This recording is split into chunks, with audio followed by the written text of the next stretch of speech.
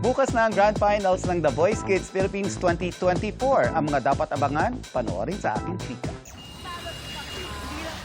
Bukas na ang inaabangang higanting sagupuan ng mga chikiting sa telebisyon, ang Grand Finals ng The Voice Kids Philippines 2024. Ang Final Four na maglalaban-laban para maging Grand Champion, sina Stel Bounce, John Hebron Ekal from Sorsogon, Jewel Squad's Mark Anthony Macmac Punay from Cebu, Tropa ni Pablo's Nevin Garzaniego from Quezon City, at Team Believe's Winces Gem Yana from Cavite.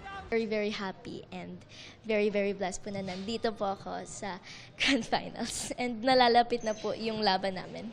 Masaya na may halong kaba po kasi po bukas na po malalaman kung ano po mangyayari. Nakakabahan pero masaya din po.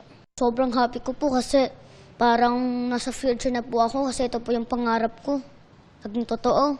Proud ang apat na coaches na sina Billy Crawford, Julie Ann San Jose, at sina Stella at Pablo ng SB19 na naging bahagi daw sila ng simulain ng future artists ng ating bansa. Sunday, 7 p.m.